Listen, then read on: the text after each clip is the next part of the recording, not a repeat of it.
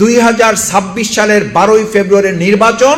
যথাযথ হয় নাই, জনগণের প্রতি আপনাদের আস্থা নাই, এটা পৃথিবীর আর কেউ না জানুক, আপনারা জানেন বলি আর নতুন করে আপনারা মানুষের প্রতি আস্থা রাখতে চাচ্ছেন না। দুটো উপনির্বাচন হয়েছে বগুড়া এবং শেরপুরে। আমরা খুবই লজ্জিত যে একটি দল তাদের মেজরিটি পাওয়ার পরেও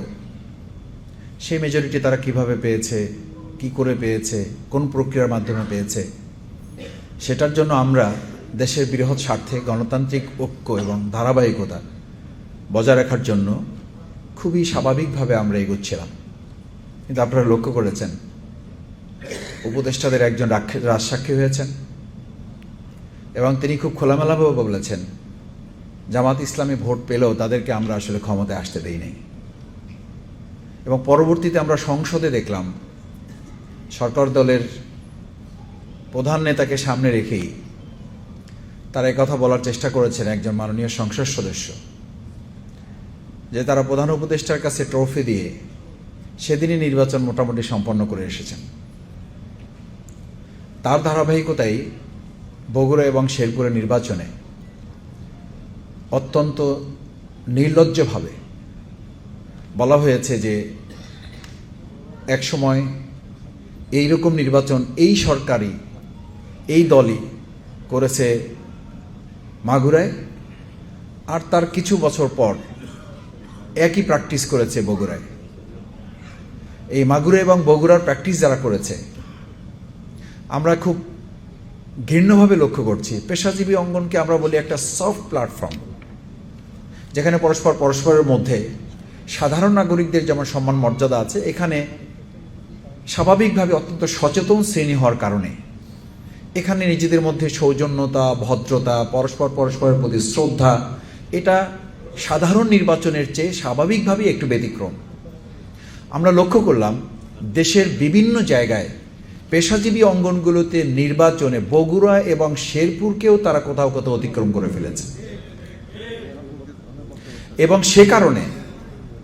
আজকে এই সুপ্রিম কোর্টের নির্বাচনে যখন আমাদের সম্মানিত প্যানেলের প্রার্থীগণ, তাদের সাথে সহকর্মীবৃন্দ, আমার সামনে উপস্থিত সম্মানিত আইনজীবী ভাই এবং বোনেরা নির্বাচনে ভোট চাওয়ার জন্য যখন কথা বলেন, এবং আমরা যখন আমাদের সম্মানিত পরিবারের সদস্যবৃন্দের সাথে সম্পৃক্ত বন্ধুবান্ধব, আমাদের ছাত্র জীবনে যারা আইন পেশায় বিভিন্নভাবে পড়াশোনা করেছেন, আমরা যখন তাদের সাথে কথা বলি, তারাও এই কথা যখন বলে যে ভাই ভোট তো দেব, ভোটটা রক্ষা করা যাবে কিনা, এই কথা ভোটাররা যখন বলে তখন বুঝতে হয় বা তখন আমাদের উপলব্ধি করতে হয় একটা রাষ্ট্রের অবকাঠামোগত দিক থেকে কাঠামোর জায়গাটা তারা ইতিমধ্যে শুধু প্রশ্নবিদ্ধ করেন নাই, ভোটারদেরকে তারা অপমানিত, কলঙ্কিত এবং লাঞ্ছিত করে ফেলেছেন। আমি সরকার দল এবং সরকার দলের সমর্থিত যে নীল প্যানেল, সেই নীল প্যানেলে যারা আছেন তারা খুব ভালো করে জানেন আমাদের শ্রদ্ধাভাজন সভাপতি অ্যাডভোকেট বাতুল সাহেবকে, কারণ তিনি আপনাদের সাথে শুধু নির্বাচন করে বিজয়ী হন নাই, তিনি আপনাদের প্যানেলকে বিজয়ী করারও কারিগর হিসেবে ভূমিকা পালন করেছেন। অ্যাডভোকেট রেজাউল করিম খন্দকার শুধুমাত্র আপনাদের সাথে বিজয় অর্জন করেন নাই, জামাত ইসলামীর এই নেতৃবৃন্দ 11 দলের এই ঐক্য, এখন আজকে যারা নির্বাচনে আমরা একসাথে হয়েছি, আমরা শুধুমাত্র আপনাদেরকে বিজয়ী করি নাই, আমরা আপনাদের বিজয়ে কারিগর হিসেবে ভূমিকা পালন করেছি। এই প্রথম, বারবার শব্দটা বলছেন আমাদের নেতৃবৃন্দ, আইনজীবী নেতৃবৃন্দ, শব্দটা শুনতে হয়তো মনে হচ্ছে যে জামাত বা ঐক্যবোধে এই প্রথম নির্বাচন করতেছে। প্রথম নির্বাচন করছি না, আমরা বহুবার আপনাদেরকে বিজয়ী করেছি। সেই বিজয়ের ধারাবাহিকতায় এইবার প্রথম জামাত ইসলামী মনে করেছে আপনারা যেভাবে নির্লজ্জভাবে মানুষের ভোটাধিকার হরণ করার আর এক অসম এবং অত্যন্ত অন্যায় প্রতিযোগিতায়, অসৎ প্রতিযোগিতায় লিপ্ত হয়েছেন, এই ধারাবাহিকতায় আপনাদের সাথে আর জোট করে জামাত ইসলামী নিজেদেরকে কলঙ্কিত করতে চায় না। আর এবার আমরা মনে করি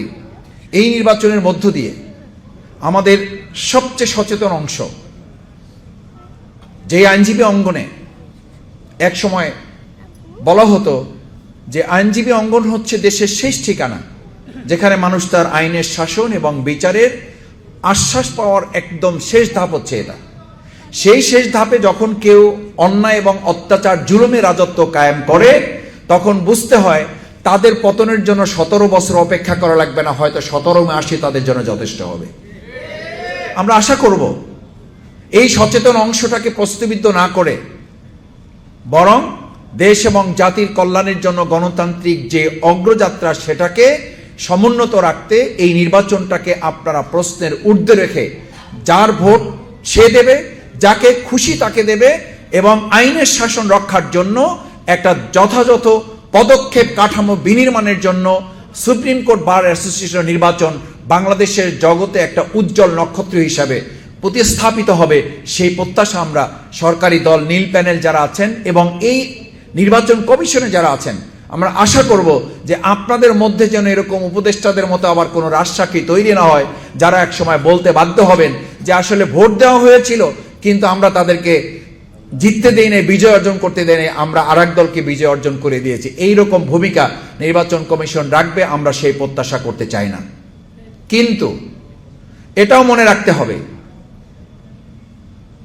ভোটাধিকার হরণ করতে করতে 2008 সালের যে নির্বাচন, সেই নির্বাচন থেকে শুরু করে 2024 সাল পর্যন্ত আমরা দেখলাম উন্নয়ন করতে করতে করতে করতে মানুষের